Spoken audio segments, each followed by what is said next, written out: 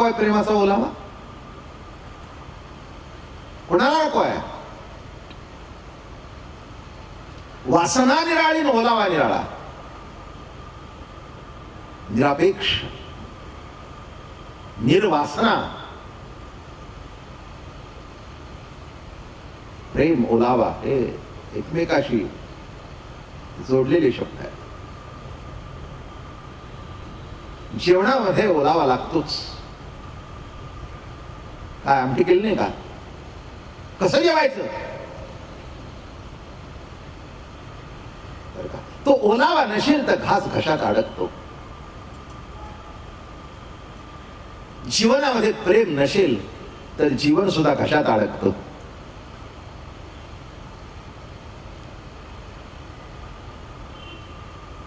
सुखाचा घास सुद्धा गिळता येत नाही. वस्तू दिली, दागिने दिले, घर दिलं, दार दिलं, पण ओलावा दिला नाही. वस्तू सुद्धा ओसाड वाटते, घर सुद्धा ओसाड वाटतं. का ओसाड वाटतं? वस्तू आहेत पण ओलावा नाही. कृती आहे पण प्रेम नाही. काय म्हटलं मी? कृती आहे पण प्रेम नाही.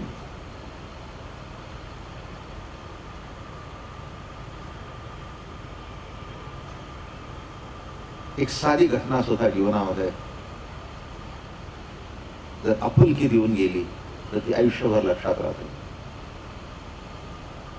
मला एक छान गोष्ट आठवली. मस्त आहे, ऐकली असेल माझी कोणी. स्वाभाविक आहो, किती वर्ष मी पुण्याला येतो आणि किती कार्यक्रम केले.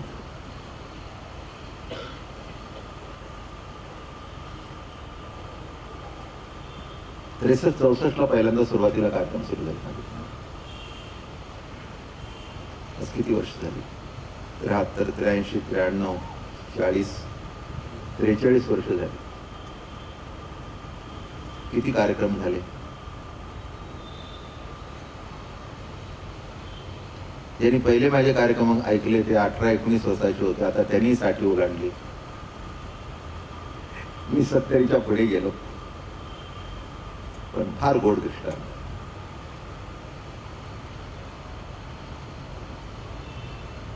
हे रस्त्याच्या कॉर्नरवर किंवा ट्रॅफिक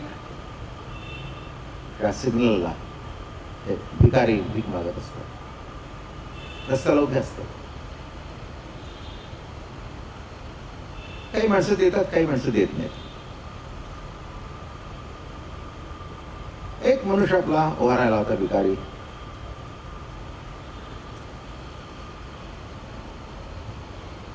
हात पसरून उभा होता. त्याला बघितल्यानंतर एका माणसाला वाटले की याला काहीतरी द्यावं. काही देण्या कितपत योग्य आहे, कितपत अयोग्य आहे हा भाग गौण आहे. तो भिकाऱ्यांच्यावर निबंध लिहिणाऱ्यांचा विषय आहे.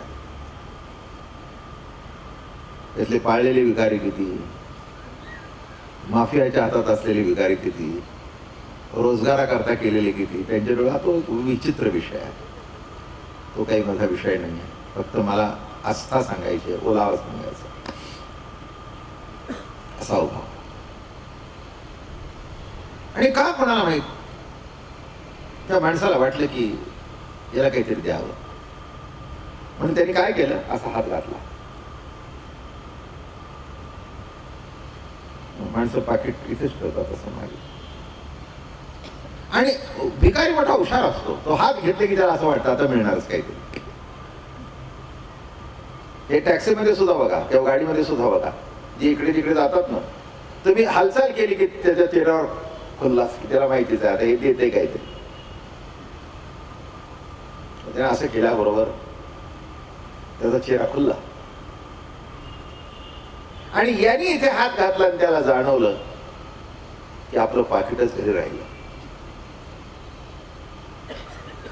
सुंदर गोष्ट आहे. पाकिटच घरी राहिलं. एवढं म्हटल्यावर यालाही वाईट वाटलं, कारण त्याला आशेला लावलं ना. त्याला आशेला लावलं, वाईट वाटलं त्याला. त्याला वाटलं आता की चुकलं आपलं, सरळ गेलो असतो तर बरं झालं असतं. आपणच काय, हजारो माणसं त्याच्या अंगावरून जातात, त्याला माणसं अंगावरून जायची न देता सवय होती, पण आपण त्याला उगीच, त्याचा चेहरा किती खुलला. आता काय करावं. जवळ गेला, त्याचा हात हातात घेतला. चांगला माणूस होता. म्हणे माफ करा मला, मी तुला आशेला लावलं. काहीतरी 2-5 रुपये मी देणार होतो, पण खरं सांगू का, माझं पाकिट घरी राहिलं.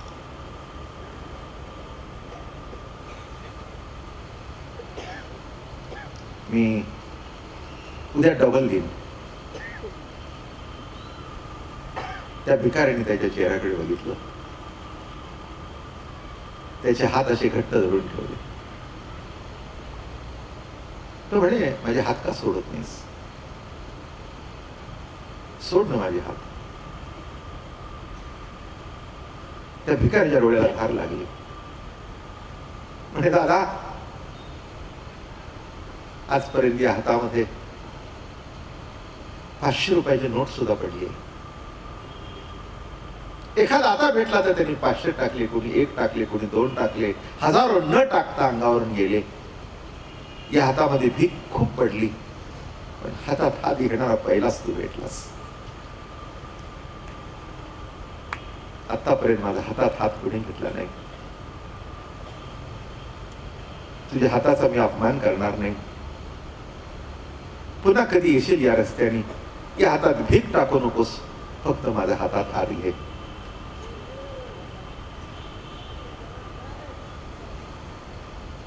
अस्तेच्या सद्भावा आतू धर्म करी राणी, मन ओलावा. जीवनामध्ये हात झिडकणारे भेटतात, पण हातात हात घेणारा. त्या भिकाऱ्याने ते हात घेतले, त्या हातात चुंबन घेतलं, ते हात कपाळाला लावले. 40 वर्ष झाली भीक मागतोय, पण हात तूच घेतलेत. तसं जीवनामध्ये अनेक माणसं भेटतात. जीवनाच्या रस्त्यावरच आपण उभे आहोत, आपण सुद्धा भिकारीच आहोत. कोणीतरी आपल्यावर प्रेम करावं, कोणीतरी आपल्याला जिव्हाळा दाखवा, आपुलकी दाखवा. पण जीवनामध्ये एखादाच भेटतो की जो खऱ्या अर्थाने हातात हात घेतो. एवढंच सांगायचंय, जो खऱ्या अर्थाने हातात हात घेतो त्याचा हात झिडकारू नका, कारण तो हात गेल्यानंतर पुन्हा तसा हात भेटणार नाही. मन ओलावा विवेकास. ज्या हातामध्ये ओलावा आहे, ज्या हातामध्ये प्रेम आहे, ज्या हातामध्ये आस्था आहे. हो, लग्नामध्ये पती पत्नी हातात हात घेतात, ओलावात असतो असं समजण्याची गरज नाही. क्षमा करा मला. लग्न ठरलं, हात घेतला, याने घेतला, त्याने घेतला.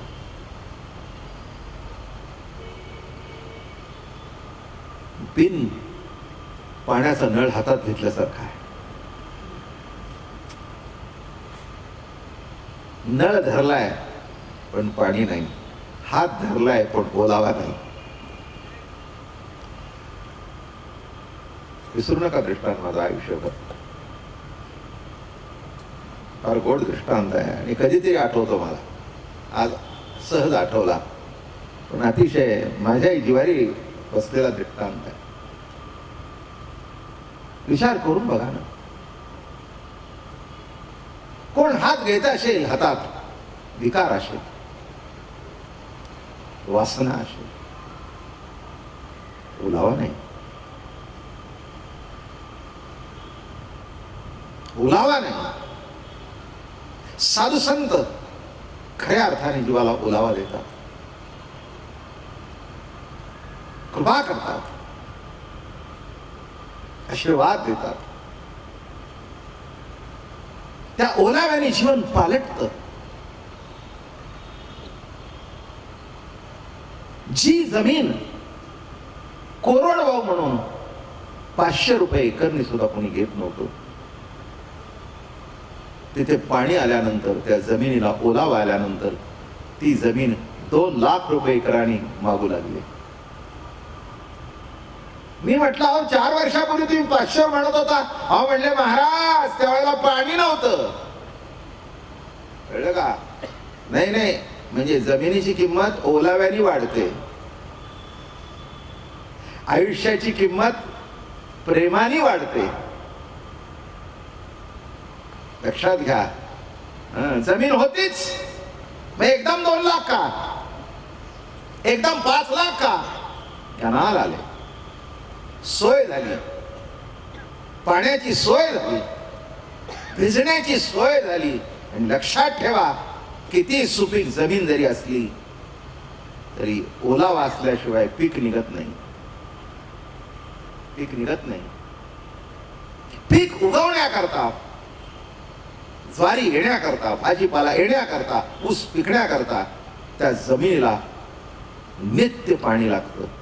तसं आपलं जीवन सुद्धा प्रफुल्लित होण्याकरता खऱ्या अर्थाने प्रेमाची आवश्यकता आहे.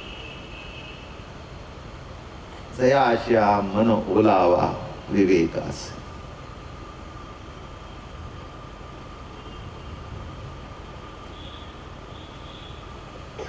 अनेक ठिकाणी आपण जातो पण मन चंचल होतं. चंचल आहेच आहे, चंचल हा त्याचा मूळ स्वभाव आहे. पण जिथे प्रेम आहे तिथे स्थिर होतं.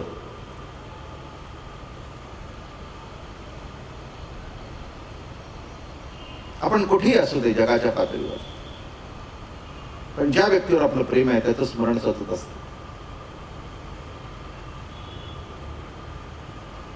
तुमचं कसं आहे माहिती नाही, पण माझा अनुभव मात्र होता.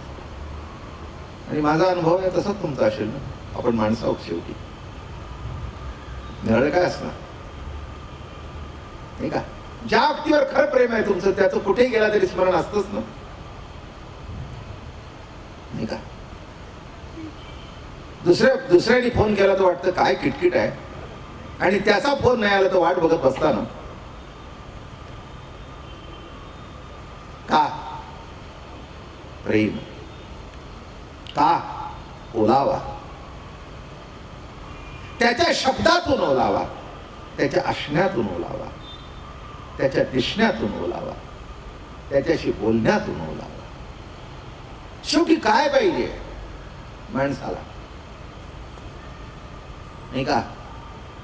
हो, आई वडिलांना सुद्धा वय झाल्यानंतर काय लागतं? जेवण जास्ती लागत नाही. ज्या वयात पचत नाही तिथे किती खाणार? पण लागतो फक्त ओलावा. तोच आज कळेनासा झालाय, म्हणून वृद्धाश्रम खूपच वाढले.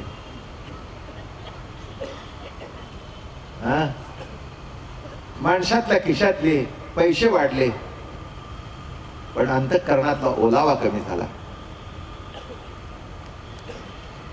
माझं बोलणं समजलं? पैसे वाढले, नोटा वाढल्या, पगार वाढले, आजकाल भयानक पगार आहेत, काहीच कमी नाही. हो, इन्क्रीमेंट सुद्धा पूर्वी 25 रुपयाने होतं, आता 25,000 इन्क्रीमेंट आहे. मला कितीतरी मुलं माहिती आहेत, माझ्या फळावरचीच, परंपरेतली माळकरीच, माझ्या समोर नोकरीला लागले 1,000-2,000ला. आता ते 40-40, 50-50 हजार 5-6 वर्षात पगार घेतात. मी म्हटलं काय भानगड आहे? नाही म्हटले महाराज काय बोलू नका, पैसा खूप वाढलाय सध्या. मान्य आहे, पैसा वाढला पण ओलावा कमी झाला. काय पाहिजे जीवनामध्ये? जयाचिया मन ओलावा विवेकासी. जाऊ द्या, पुष्कळ सांगण्यासारखं आहे. असे जे संत, ही लक्षणं कोणाची आहेत? साधूची आहेत. मन ओलावा विवेकासी. विवेक शब्दाचा अर्थ आहे की विचारांचा परिपाक. आता विचार करण्यासारखं काही शिल्लक राहिलेलं नाही. विचारांचा परिपाक, शेवटची अवस्था. विचार म्हटल्यानंतर अविचार आला. आता काही विचार करायचा नाहीये, परिपूर्ण विवेक. म्हणून ज्ञानोबाराचं एका ठिकाणी वर्णन केले जनाबाईंनी, विवेक सागर सखा माझा ज्ञानेश्वर. विवेक सागर, विवेकाचा सागर, विचाराचा नाही. विचार म्हटलं की विचार अविचार, विचार अविचार, करावं न करावं, करावं न करावं, याची परिपक्व अवस्था विवेक. निश्चिंती, विचाराला आलेली निश्चिंती म्हणजे विवेक. आता काही पुन्हा इकडे तिकडे जाण्याची काही गरज नाही आहे. परिपक्व, इकडे नाही तिकडे नाही, नाही का? नाही तर काय हो कसं काय नाही, हा चाललंय विचार करतोय, नाही ठरलं विचार करतोय म्हणजे होय सुद्धा असेल नाही तर नाही सुद्धा असेल, ठरलं विवेक संपलं. तसं ज्ञानेश्वर महाराज, तुकाराम महाराज यांच्या ठिकाणी विवेक आहे, आपल्या ठिकाणी विचार आहे, जो कधीही बदलू शकतो. पण एकदा विवेक निश्चिंत झाल्यानंतर इकडे तिकडे हलण्याची गरज नाही. म्हणून इथे काय सांगतायत, विवेकासी मन ओलावा. विवेकासी, या मनामध्ये, बुद्धीमध्ये, विवेकामध्ये सगळ्यात ओलावा आहे. बसण्यामध्ये ओलावा, बोलण्यामध्ये ओलावा, खाण्यामध्ये ओलावा. काही काही माणसांचं वागणं, चालणं, बोलणं कौतुकास्पद असतं. त्यांच्या असण्याने सुद्धा माणसाच्या अंतःकरणामध्ये एक प्रेम प्रगट होतं, काही जाणीवा प्रगट होतात. त्यांचं असणं तितकं प्रभावी असतं. कारण का? मन ओलाव आहे, मनामध्ये ओलाव आहे, जीव मात्राच्या कल्याणाची अपेक्षा आहे, भावना ती आहे. एखादा योद्धा असेल तर त्याला ही कल्पना असते, या सगळ्यांना समोरच्यांना छाटून काढी, ही भावना निराळी. आणि यांची वृत्ती बदलीन, ही भावना निराळी. वैर एखाद्याचा मुडदा पाडून संपतो असं नाही, संपत नाही, पण वृत्ती पालटण्याने संपतो, नाही का? साधू संत काय करतात? म्हणून पांडुरंगाच्या आमच्या अवतारामध्ये मोठी गंमत आहे बरं का. हे रामकृष्ण आणि हरी, हरी म्हणजेच पांडुरंग. पांडुरंग म्हणजे काही निराळा कोणी नाही आहे. हे अवतार जी परंपरा आहे, मत्स्य कूर्म वराह नरसिंह परशुराम, राम वामन मध्ये राम, कृष्ण आणि हरी. बौद्ध, बुद्ध नाही. गौतम बुद्धाचा अवतार हा स्वतंत्र अवतार. इथे अर्थ काय? बौद्ध. बौद्ध म्हणजे ज्यांनी मौन धारण केले असं, बरं का? आणि त्या हरीच्या अवतारामध्ये आपल्याला दिसून येतं पांडुरंगाचा अवतार. म्हणून आपल्याकडे वारकरी संप्रदायामध्ये काला आहे, कृष्ण अवतारामध्ये काला होता, तोच काला आज वारकरी संप्रदायामध्ये आहे. पण गंमत बघितली का तुम्ही कसं आहे ते? कृष्ण अवतारामध्ये, राम अवतारामध्ये धनुष्य टाकत होता ना, मागच्या परशुराम अवतारामध्ये सगळी म्हणजे मारामारी, हाणामारी, काट छाट सगळं आहे. राम अवतारामध्ये होतच, कृष्ण अवतारामध्ये होतच. म्हणजे कृष्ण अवतारापर्यंत उद्धार कसा होता? शिशुपालाचाही उद्धार झाला पण कापून, रावणाचाही उद्धार झाला पण कापून. तोच पांडुरंग अवतार जेव्हा आले पंढरपूरला, गोकुळाहुनी केले येणे, या अवतारात हातामध्ये कोणतंही शस्त्र नाही, कटावर कराय, कटावरी कर भिवरा तीर, वाळवंटी संत शोभा शोभा, हरी काहो विटेवरी उभा उभा, देव काहो विटेवरी उभा उभा, कटावर कराय.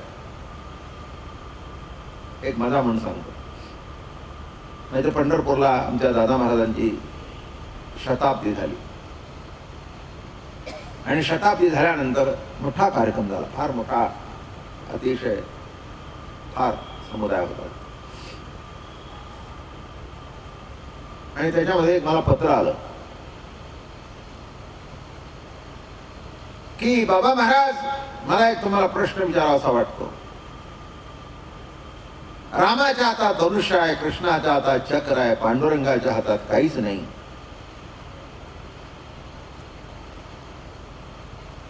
तेव्हा तुम्ही फार मोठे कीर्तनकार, प्रवचनात परंपरा मोठी आहे. भक्त जर रामाचा असेल तर तो धनुष्यबाणाने संरक्षण करील, कृष्णाचा असेल तर चक्र करील, पांडुरंगाच्या हातात जर काहीच नाही तर तो भक्ताचा संरक्षण कसा करील. अर्थात विद्वत्तापूर्ण प्रश्न आहे हा.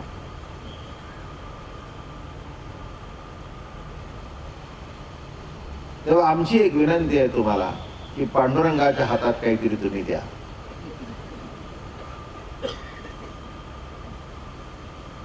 असले प्रश्न सोपी डोक्यातूनच निघत असतात.